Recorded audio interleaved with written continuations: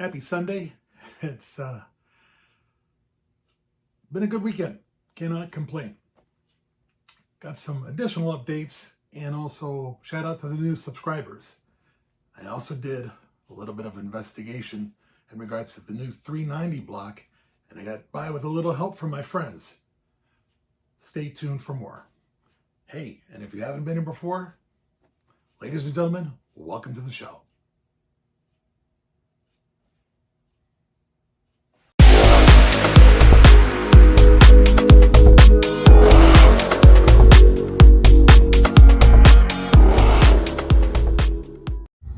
Like I said earlier, just a quick update. I know 2 updates in one weekend after kind of being MIA for a couple of months. Sorry, but good news. Weather's starting to change. Starting to get motivated. We can actually go outside and try to do stuff, which is kind of cool. YouTube itself does not give a good notification as far as when new subscribers hit. It's really hit or miss. And that's going to the YouTube site, not just getting emails telling you who's, joined your page as well. So a big shout out, a big thanks to the newest members. I got Red Beer Racing, awesome page, Mopar guy, No Name Nationals guy as well.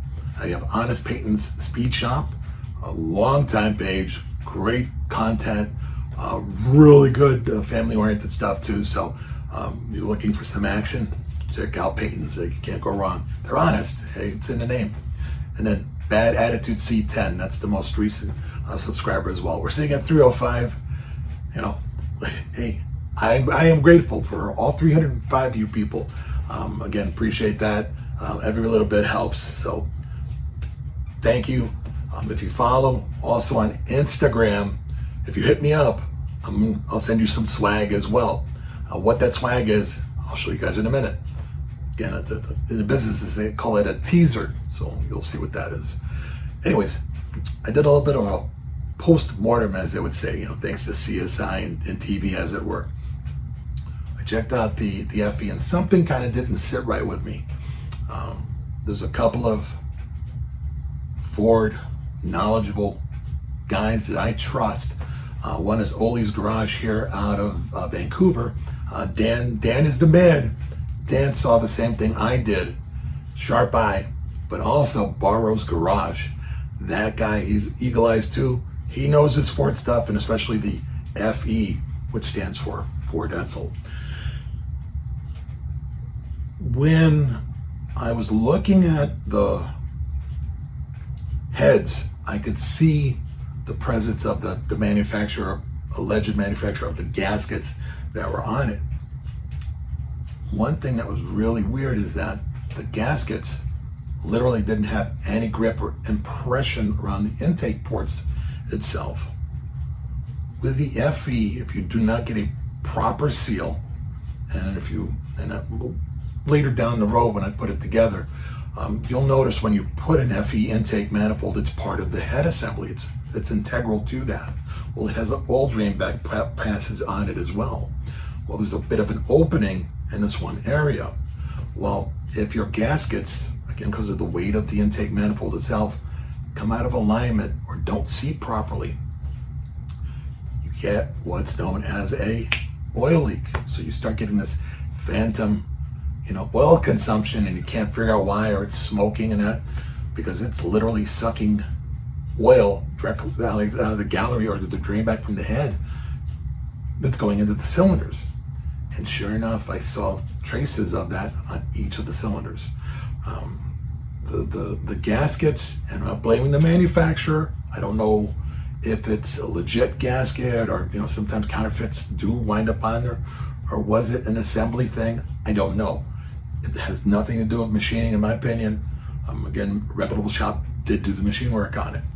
The suspect is going to be the intake manifold gaskets. Without a compression test, and it comes to simple diagnostics or old school diagnostics.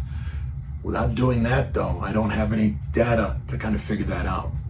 So I think what I'm going to do is I'm going to go ahead and re-gasket everything, put first set of head gaskets on, and then I have an engine test stand. So we'll fire it up on the test stand, do a compression test that way, and let's see what's crack-a-lacking and make sure that that's good. But I think we could pretty much just send it, and I think that's all it was. So the guy got so frustrated and, right away assumed that it was the worst. And, granted, you think the rings didn't seat. And even if the rings didn't seat, by putting it on a engine run stand or test stand, for sake of discussion, if the rings didn't seat, no biggie. It's just gaskets and that. Pull everything apart, get in there, do what you got to do, re-ring it, run another berry bush, whatnot, and I think you'll be good to go. But I in my heart of hearts, and like I said, from what I've seen, I believe it's the intake manifold gaskets didn't seat around the ports, or there was something out of alignment. I'll go ahead and I'm going to pause this real quick, flip it around, and I'll do a close and personal zoom in of that. So let's take a look here real quick. Give me just a moment. Okay, so here's the 390, and there's the remnants of, the gaskets. There's some presence of, sealer, or they used to call it like, gasket cinch that people would use, or some kind of sealant to seal up the water passages, which is a good thing. However, if you notice, when you look, and granted, I did not clean this any further. I just, did it enough to get the gaskets out. You could see traces of where oil was coming in and building up, and particularly around the intake ports itself. And again, when I was talking about the design of the head, it literally is integral to the intake manifold. I believe that was a design based on a NASCAR restriction from back in the day. So here we go again, and you're going to see the same presence of the buildup of oil and, as Uncle Tony says, gack around some of the ports. So that's what I'm thinking is the dilemma on this, was just improper seating of the gasket itself. And it could have been something simple as doing the during the intake installation, it just didn't align properly, or it could have just been simply just a bad gasket or gasket failure. There's pieces of the gasket still on the floor and whatnot. And also on the good old little table here. But like I said, and I love Edelbrock. Don't get me wrong. I love Edelbrock. Every car I have pretty much has an Edelbrock intake on it. But like I said, it's just somebody's math ain't mathin'. And like I said, everything is just completely saturated around that. So intake manifold gaskets. So when you can, make sure to get a legit piece. And then also, make sure to kind of do your due diligence on the installation. And I'm a Felpro guy myself, so I see Felpros in my future. All right, give me just a moment. I'll be right back.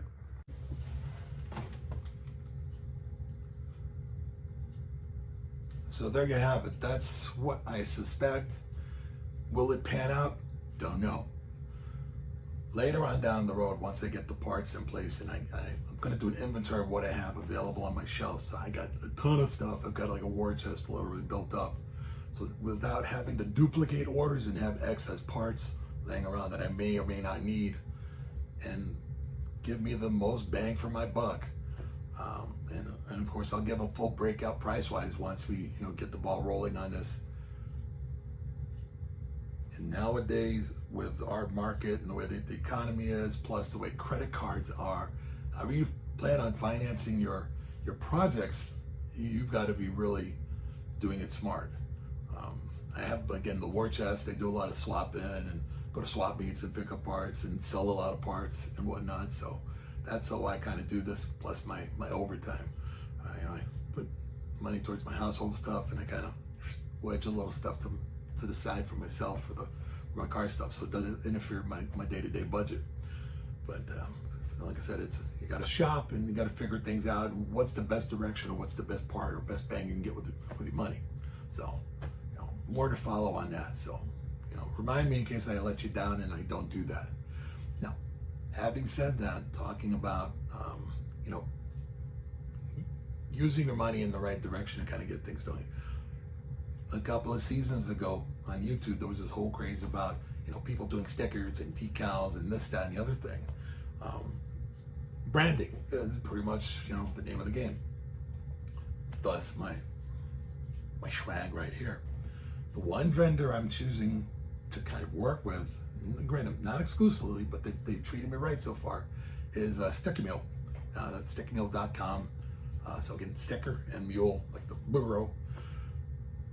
Good prices, competitive, good quality and everything, fast turnaround, cannot complain. You get a lot of bang for your buck. I believe also there's some other YouTubers that I know in the community, we're also on Facebook together, and they use it as well.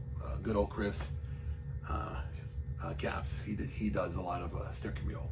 So let me show you some of the things that I've done, and also some new stickers that are out there. So if you want to do some sticker swaps, and again, if you're new to my page and you have stickers and you want to do some sticker swaps, hit your boy up and let's make something happen. And let's get some stickers flying, and do up our cars or whatnot, or you got a beer fridge or do your toolbox. You're an adult. You decide which way you want to go. I don't tell you what to do. So without further ado, let me show you what the new decals look like. Okay, gang, so here's what I've done. From the placard down to the skulls. And there's a Sticker Mule logo guy and the Sticker Mule himself. And here comes my heater, of course. This is what I've made during my kind of my layoff of being on YouTube. And then this is another vendor that I'm using, Sticker LA. Great prices on them, fast turnaround as well. However, because of shirts and other dynamic things that you can do, I really like Sticker Mule. There's nothing wrong with Sticker LA. Getting a lot of bang for your buck. So you might want to check them out as well too. I'll put some links up for them also. Not sponsored whatsoever.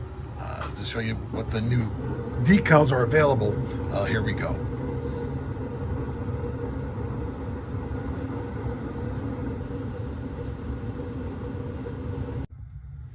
So here are the new decals available for swap. Again, you want to hit me up.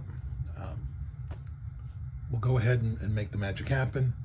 If I've given you decals in the past, I may still have your information as well. So you got drag racing is my life. That's actually a clear decal. So if you wanted to put on a window, bumper, whatever, it's not gonna be like this white square sticking out. It was designed with a little bit of flair in mind.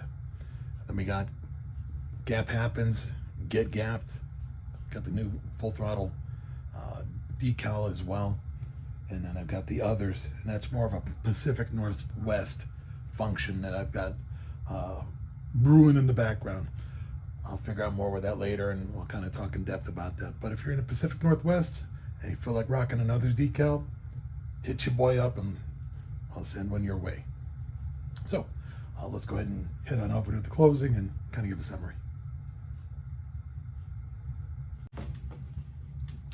So there you have it. 2 videos in a weekend after not doing anything for a while. Baby steps. So there, you know what I know in regards to the Ford. That's where we're at. So we're going to be in a parts gathering phase to kind of get that thing knocked out. I lucked out, and the earlier Ford pickup trucks apparently they did actually have like front sump, just like a passenger car. I just think it's, according to Dan, it may need a scalloped pin where it's kind of notched in the ends. I don't think so, because the Galaxy is such a gunboat. I don't think that's going to be intrinsic to getting it in the car. But we'll find out when we get down the road. And if I got to get a pan, I'll get a pan. We'll cross that bridge when we get to it. So I'll figure out some more stuff, come up with some new updates. Got some other things brimming on the horizon. If you do have any type of lives coming up and you want me to come by and we'll chew the fat, as they say, and kind of have a grand old time, let me know. I did a live stream with Tall John and also Oli's garage. He had sponsored that, so that was actually kind of fun. I think we had a group of like 10 in there, but hey, it takes a village. So everybody have a great day or a great weekend, what's left of it anyways.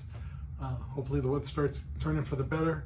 And oh hey, it's almost little bit over a month away for the April swap meets here in Portland. You know, you got the trackside and PIR, and you also got the one in the Expo Center and that. I'm more of a PIR kind of guy.